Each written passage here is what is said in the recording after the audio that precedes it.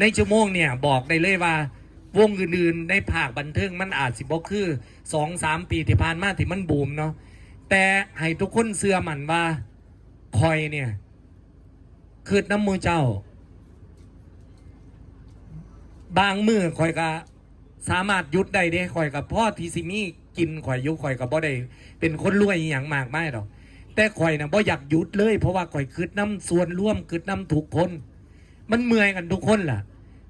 ชั่วโมงนี่มูเจ้าอาจจะบอกว่ามูเจ้าเมื่อยอยู่แต่คือน้ำข่อยดูแลทั้งหมดอ่ะข่อยบ่เคยเบาเลยว่าข่อยเมื่อยเพราะว่าอย่างพ่อข่อยคือส่วนร่วมเจ้าอาจจะเมื่อยอยู่แต่ว่ามันอาจจะมีหลายๆคนเนี่ยที่เขาอาจจะไม่ได้มีโอกาสคือเจ้าอ่ะเจ้าอาจจะได้รางวัลอาจจะมีคนซัพพอร์ตมันเป็นแค่ส่วนหน่อยแต่อีก50-60%ที่เขามาหากินแต่เฉพาะค่าโตค่าแห้งของเขาอ่ะหยุดมือหนึ่งกับขาดไล่ได้ข่อยก็เลยบอกเคยมีมือหยุดเลยข่อยก็เว้ากับเมียกับครอบกับครัวข่อยว่านี่แหละหมอลำมันหยุดบ่ได้เพราะอย่างเพราะว่ามันบ่ได้คิดแก่คนกลุ่มหนึ่งกลุ่มใดแต่มันคิดถึงภาพรวมมือหนึ่งครับทุกคนมาหาเงินลอยเป็นบอกค่าโตแค่หลักลอยขาดไปมือหนึ่งมันสำคัญเด็ด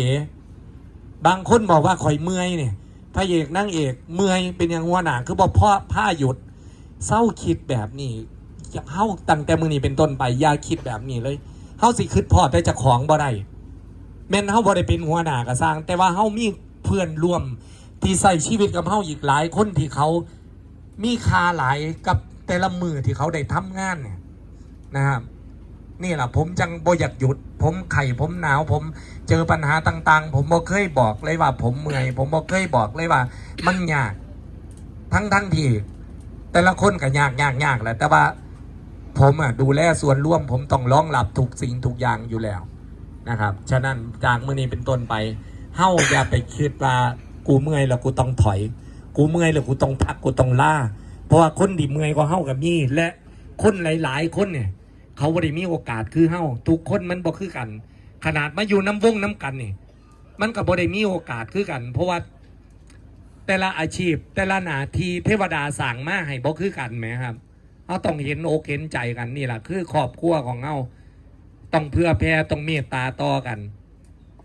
นะครับคำชมกำลังใจจากภายนอกมันบ่ได้มีความหมายสำหรับข่อยซ้ำมูเจ้าดอกแต่ว่ามูเจ้าสู่มูเจ้ายังมีพลังที่สิเฮ็ดงานอยู่บ่ต้องมาประดิษฐ์คำเบาอีหยังมากมายแต่ข่อยเป็นคนอ่านใจคนออกข่อยเป็นคนที่เข้าใจอีหยังง่ายๆแต่ข่อยยอมรับเลยแล้วก็บ่มีวงใดในประเทศไทยแล้วที่ว่า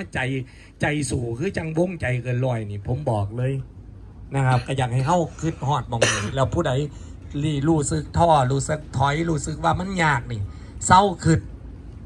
ทุกอย่างมันสิผ่านไปตามเวลาของมันและอย่าคิดว่ามือนี้เขาเจอสิ่งนี้แล้วเขาสิเก่งเด้อครับเขาอยู่อาชีพเนี่ยมันสิมีแนวอื่นๆมาท้าทายเขาอยู่ตลอดมันสิมีเรื่องใหม่ๆเข้ามา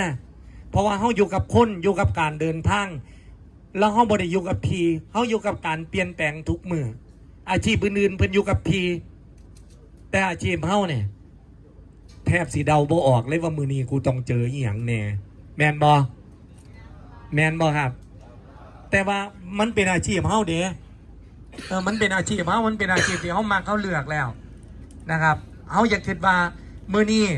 เขาเจออุปสรรคแบบนี้แล้วเขาสิเก่งบ่มีไผเก่งผมเองกับบ่เก่งเขาได้แค่มีหน้าที่ตั้งหน้าตั้งตารับมาเลย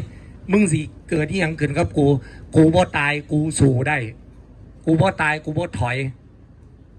กูสิทำมาหากินในสิ่งที่กูเลือกแบบนี้นะครับกับบ่มีอย่างเลยแต่กับสุดท้ายเราก็ประชุมมือนี้เพื่อที่สิแบบเติมกำลังใจให้บริษัทเอเวอรี่ดีไลท์เพิ่นให้มา 10,000 บาทแล้วก็เฮียหน่อยให้มาอีก5,000 บาทเพิ่นให้เครื่องดื่มแต่ว่าผมสิให้เป็นเบี้ยเลี้ยงเป็นเงินให้กับพวกเฮาแต่ว่าส่วนแฟนคลับอื่นๆที่เพิ่นให้เป็นน้ำเป็นอย่างมากเฮาก็สิทยอยแจกทุกมือวงเฮาเนี่ยเป็นวงหนึ่งที่แบบว่ามีคนเหลียโตนมีคนเมตตามีบารมีที่แบบ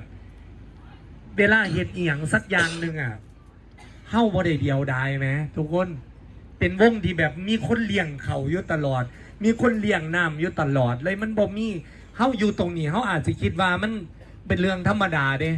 แต่ว่าวงอื่นๆมันบ่มีแบบนี้อ่ะให้พวกเฮาภูมิใจแบบนี้นะครับ แล้วก็ให้ทำหน้าที่ของตัวเองเฮาพวกออกงานมาได้7 มื้อทุกอย่างที่เฮาซ้อมกันมากก็ยังคงต้องเป็นแบบนั้นทั้งฝ่ายเก็บของทั้งฝ่ายคอนวอยฝ่ายนักดนตรีฝ่ายหางเครื่องเฮาก็ยึดมั่นในหน้าที่ของตัวเองแล้วก็ทำหน้าที่ของตัวเองให้ดีที่สุดตอนนี้ผมบ่ได้มีขั้นตำหนี้ผู้ใดเลยเพราะว่าทุกคนทำหน้าที่ได้ดีที่สุดได้ดีที่สุดแล้วเพียงแค่ว่าเฮารักษาแล้วก็ให้แข็งแรงอย่าให้ท้อแค่เรื่องอีหยังต่างๆเสียให้เฮาคิดเห็นหน้ากันนะครับสิโพสสิเบ้าสิจาอีหยังต่างๆมันบ่ได้มีแค่เฮาคนเดียวบ่ได้มีแค่เฮารู้สึกคนเดียว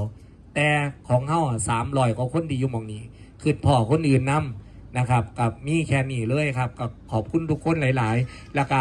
แดนเซอร์ครูป้ออาสิขอหาเลือกกันต่อเนาะแต่ว่าแผนกอื่นๆเขาก็แยกย้ายทำหน้าที่ของตัวเองครับเสื้อหมันเด้อ